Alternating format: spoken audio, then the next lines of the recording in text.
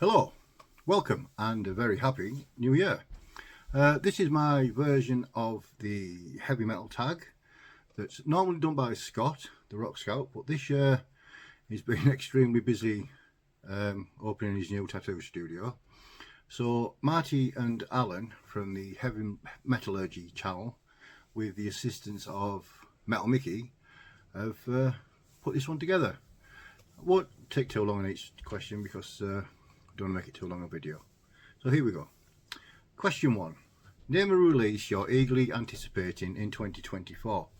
No brainer for me, this one. It's the new Chelsea Wolf album. It's called She Reaches Out to She Reaches Out to She. Strange title.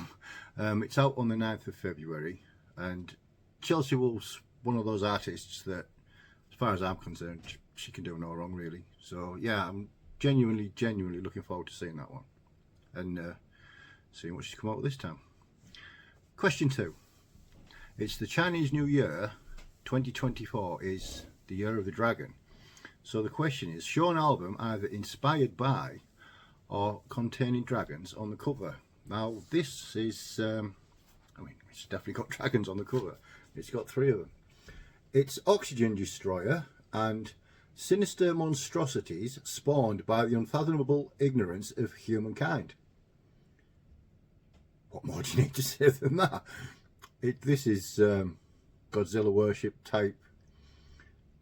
It's just a really good fun album, to be fair. All their albums are. But I think, do they call them kanji or something like that? I think the Japanese term is. But it's definitely got dragons on it. So there's number 2. Number 3. What was your favourite album you acquired in 2023? Now, I took this to not actually be my favourite album as in the top of my 2023 releases. It was an album that I wanted to own and bought it in 2023, and it was this one. This is Death, obviously, and Symbolic, and it was the only Death album I didn't own on vinyl. I was fortunate enough to get this at a bit of a naughty price. It's the white repress by on Metal Blade, but when it came, it was still in its shrink, and it's immaculate. I couldn't have wished for any better, really. So that's the answer to number 3. Number 4. Was there a title in 2023 you were happy to purchase digitally, and why? Now, to be honest, I do buy a few bits and bobs on Bandcamp digitally, but I'd much prefer to have the vinyl in my hand, the cassette or the CD. However, there was I went through a bit of a grind phase when I was just listening to grind music, probably August, September time, and there was a band's full discography available for 50p, which is the equivalent of 40 cents or something like that. Anyway, the band in question are called Torture Pig. With a name like that, you know they aren't going to be singing about rainbows and unicorns. So that's the answer to that one. Question 5 is, show an album that musically doesn't match the cover art.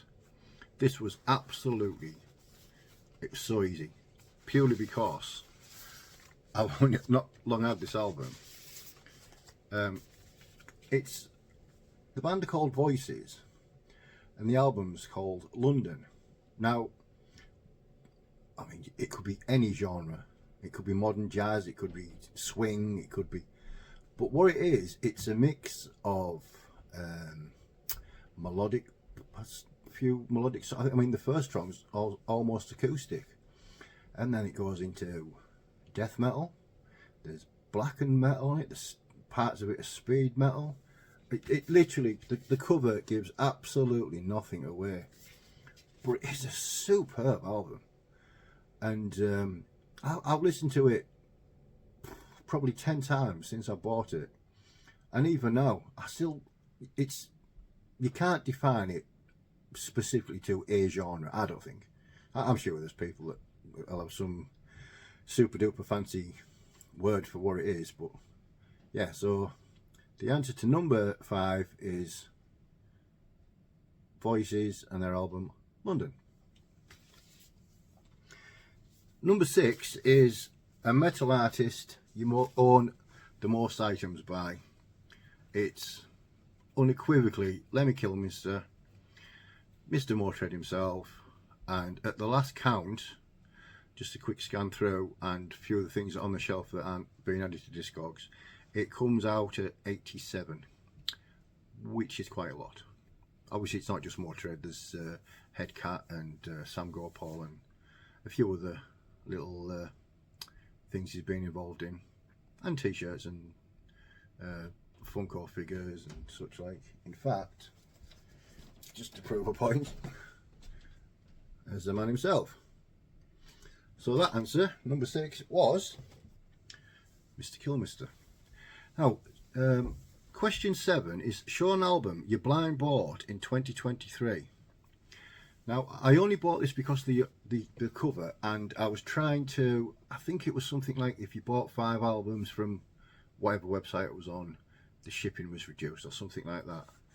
So I picked this one, purely because of the cover and the fact that it reminded me of the Stormtrooper Werewolves. It's in American Werewolf in London. Now, the band are called Delirium Tremens. Apologies if I butchered that. And the album's called Thrashing Warthogs.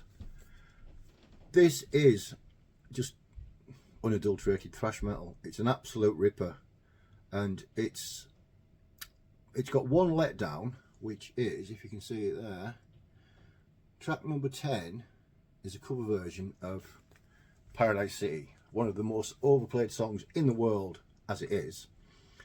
That version should never ever be played again. It is horrendous. That could have quite easily answered one of the other questions about an album that's too long. Cut that off. It'd be a great album. Number 8 is show a title that you own on more than one format. Now, this band, again, it's one of those bands that can't do any wrong for me. And it's Fulci, the Italian horror-based death metal worshippers. So, it's a 3-album on cassette package. It's the 3 Huang Yang press CDs, and obviously being collector scum and not having big enough hands, it's all 3 albums on vinyl. For me, this is, I mean, it probably is overkill having all the different formats, but I always think if a band gets you, then that's what you go for. Next question, this took some doing actually. It's the bookworm question, and it's show a release conceptually inspired by literature. Now, instantly I could think of songs Rhyme with the Ancient Mariner by Maiden, Among the Living by Anthrax, based on The Stand by Stephen King. Obviously there's countless AC/DC tracks that have been related to Stephen King stuff, but to get just just to get a full album, I was a little bit struggling here, and I must admit I had to ask Mr. Interwebs about which one, and I went through a few and was like, oh yeah, well I do actually own that one, and I chose Mastodon's Leviathan, and it's based around Moby Dick, which was written by Herman Melville. Now, I've never read the book, but I know it's about whale. I'm guessing that's him, a great white whale. This album is absolutely superb, and I've only been a fan of Mastodon for the last probably 3 years, when I decided to open my ears to different genres rather than just thrash metal or new wave of British heavy metal. Yeah, it's a cracking album, this though. So that is the answer to number 9, the bookworm question. Question 10 is name a band you would travel a considerable distance to see. Now, I'm at an age now where I've seen all the big arena bands I need to see. I went to see Maiden twice last year. Would I go and see them again? Probably, because it's Iron Maiden. However, I've found myself now, I much prefer a smaller venue. You know, even academy size venues over here in the UK that hold maybe 2,500 to 3,000. It's just not. It's just not for me anymore. I would much rather go and see a small 150, 200 people venue and see some, especially discovering how amazing the underground metal scene is. So, this band released my favourite release of 2023. Not my favourite album because it's only an EP, but if you watch my album The Year video, you'll know it is anyway. And it's Penny Coffin. Now these gentlemen are playing up in Glasgow at the Dead of Winter Fest with, to be honest, I think there's 11 bands on altogether, and I would go and see, I'd quite happily travel a distance to see any of them. There's a couple of new bands, like a few bands have dropped out and been replaced by other bands, but we're talking Malediction, Consecration, Penny Coffin, Brain Bath. It's an absolutely ridiculous lineup for the price of £15. It's less than a round. I mean, it's £15. So there's quite a few of the VC going up, as I've said before. So if you haven't got a ticket, I'm sure there's still tickets available.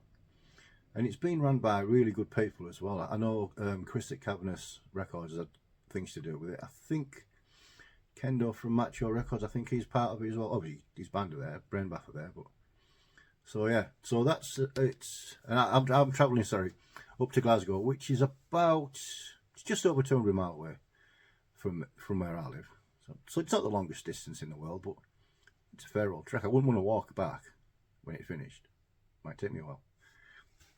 Right, next up, Sour Grapes. Show 2023 release you enthusiastically purchased but eventually lost interest in. Now this band, it was one of my son's friends had said, "Oh, have you heard the band I'm going to show? I think you'll really like it." The band in question are called Of Sulphur, and the album is called The Burden of Faith. Now this is a modern deathcore band, and when I first played it, there is some deathcore, I know it's a swear word, but there's some deathcore bands I can sort of get away with. When I first played it, I thought, actually, it's quite good. But then I went back to it a couple of weeks after, and I was like, is it that good? No, I can't even remember when it came out. I know it was last year, but I'm not sure if it was at the start of the year or later on. But it's very generic, and I'm sure there's thousands and thousands of people out there that absolutely love it. And you know, best of luck to you. That's down to you. Personally, for me, it's one of those albums that I might stick it on if I was wallpapering or something like that, just so the background noise. But it's not something I can ever see myself listening to. So if you get it if it turns up in a VCLT from me, you know why. So next question, number 12, The Golden Child. Name an artist that you feel can do no wrong. Now again, this artist for me is one of my favourite recording artists of all time, and it's Mika. I don't know why I chose the same shiny album that I showed last time on here, but as far as I'm concerned, she can do nothing wrong. She's an incredible artist. Yes, she's got her detractors and people that say, nah, she's not this, she's not that. I don't care. I think what she does is just superb. Everything she's done, I own, and that's it. I'm looking forward to seeing her in Manchester this year. So the answer to number 12 is Mika. Number 13, Overstayed Their Welcome. Name a band that you wish would have quit when they were ahead. This is one of my favourite bands, or they used to be. Now I just think they almost become a parody of themselves, and I'm talking about Metallica.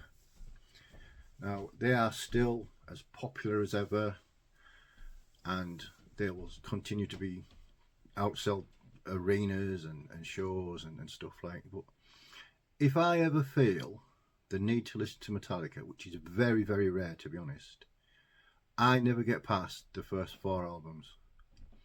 Even the Black Album, when it first came out, I thought, hey, it's a little bit different. Breath of fresh air.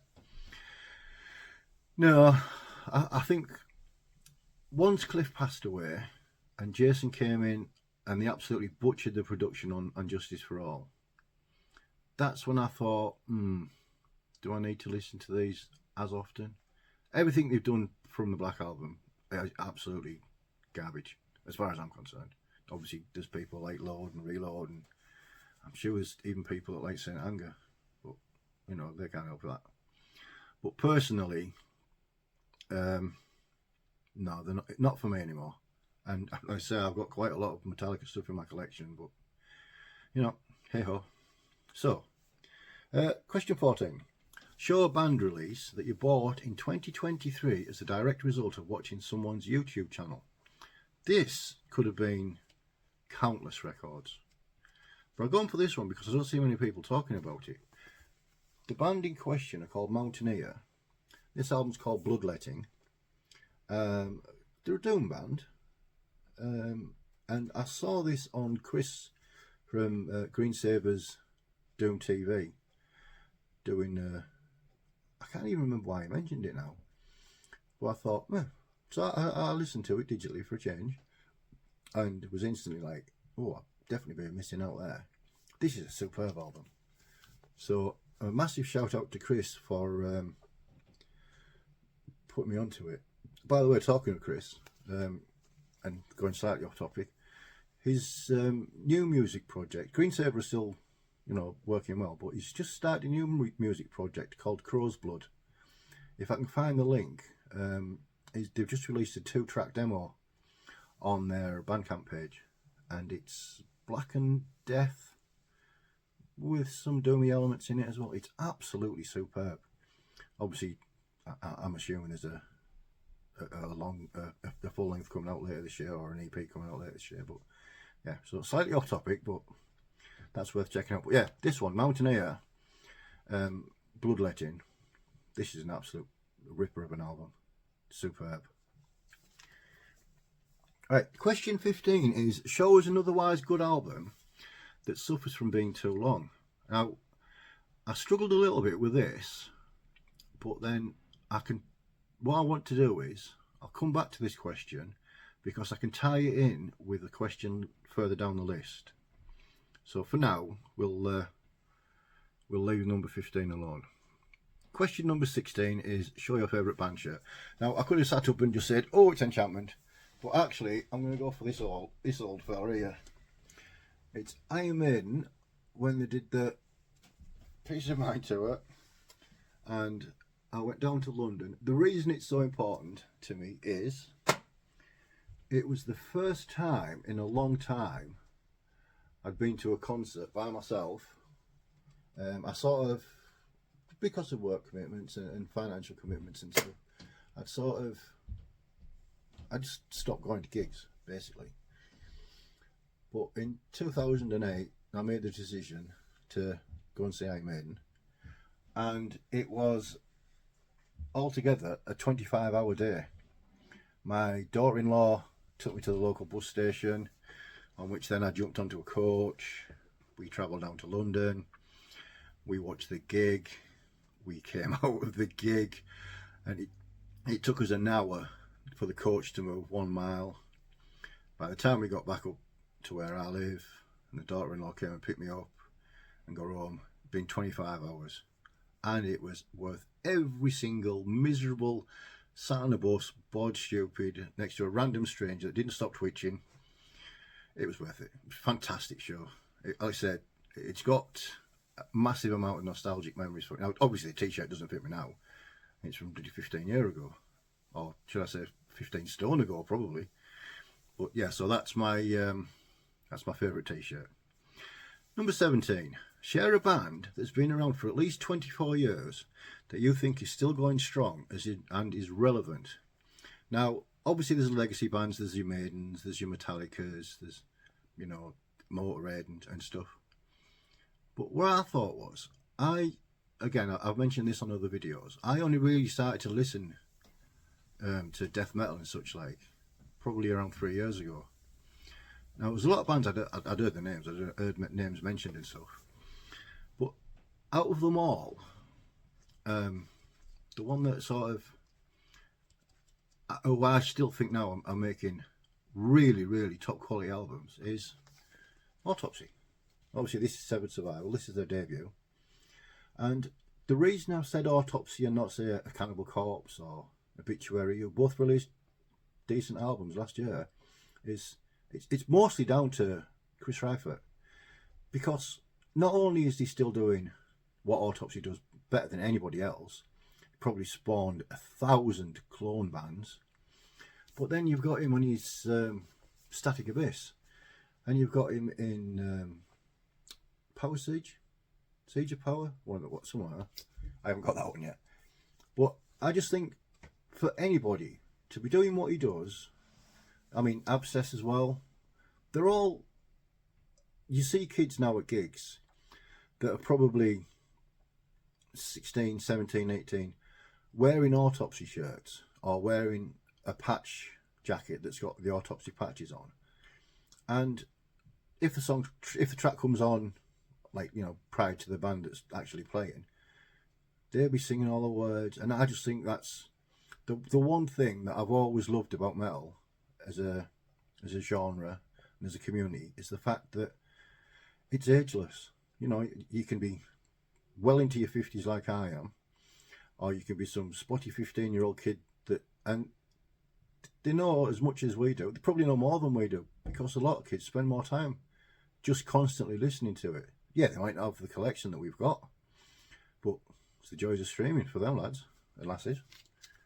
So yeah, question 17, a band that's been around for a long time, still relevant to this day for me, Autopsy.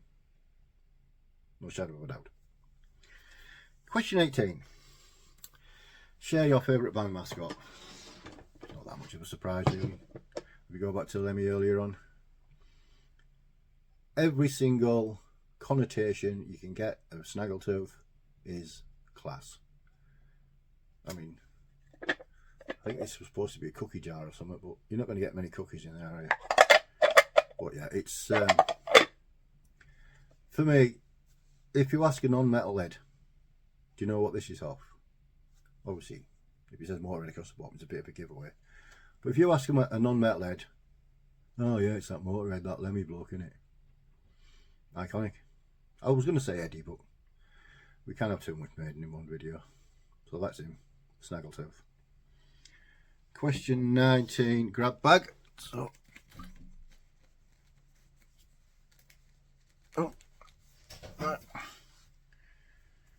I'll take out the sleeve so it doesn't glare too much. We have got Deadhead, Kill Division. I haven't played this for a while, so I'm going to have to leave this one out. Teutonic thrash metal. Very, very aggressive Teutonic thrash metal. Superb band. Really, really good. Now I have to put that one to a side because I haven't played this for a while. So yeah, so there's number 19. Random grab. That was probably the easiest answer. And question 20 is, show an album from a metal band others may not consider metal. Now, this took some thinking about as well. I've heard this band described as progressive, I've heard them described as noise, I've heard them described as pretty much anything you can think of. But I've never heard anybody say, oh yeah, we're a great metal band, they are. Now I think they are a great metal band, tied in with all the noise and progressiveness. And the band in question are called Haiku Funeral. The album in question is called Decadent Luminosity. It's a double album. It's very difficult to pigeonhole like a lot of people seem to do. This has got I've listened to this a lot. God knows, countless times. And still, again, it's a little bit like the Voices album. It's not really, you can't define it to a genre, I don't think. Now, this album is about 2.5 hours long, I think, altogether, double if you play both bits, which therein ties with question 15 about is it when an album gets too long and it becomes boring. This isn't something that you put on as background music. This is something you need to listen to get the full benefit of it, I believe. So if you're prepared to throw away 2.5 hours and just listen to it solidly, best of luck to you. But it does, even though there's lots of changes and different styles and, you know, nuances, and every time you listen to it you'll hear something different, it goes on too long. Now maybe if it had been released as a part 1 and a part 2, or even as a 1, 2 and a 3, it might have been a little bit better. But it is a good album, don't get me wrong, it's well worth a listen, but you have to be prepared to put the time into it. Otherwise it does seem to, it drags on. You can listen to some long albums and you don't realise you're listening to a long album. This one, you know, you've been sat there a long time. Probably an ideal, like if you're on a 4 or 5 hour train journey or coach journey or aeroplane. But so yeah, so that's number 20 and sort of tied into number 15, and that's my 20 done. If you stuck it out this long, thank you very much for watching. As always, thank you to all my new subscribers and to anybody that takes time to watch any of my videos. Leave comments if there's anything that you maybe disagree with. I'd prefer, in a way, when you have an interaction with people, 90 times out of 100 it'll be, oh, I like that, didn't like that, and that's great. Obviously any type of interaction, that's one of the best things I think about, apart from obviously sharing music around. But I think sometimes, I'm probably as guilty as anybody of, do you leave a comment just for the sake of leaving a comment, and do you say, oh, I don't agree with that bit, but I don't really want to start a chat. I'm not by any means saying start an argument, but sometimes I think that's how you get better answers, if there's a little bit of, not conflict's probably the wrong word, but a bit of disagreement. So anyway, saying that, if you thought it was alright, give us a thumbs up, and hopefully we'll have a disagreement or two in the comments down below. And till next time, cheers.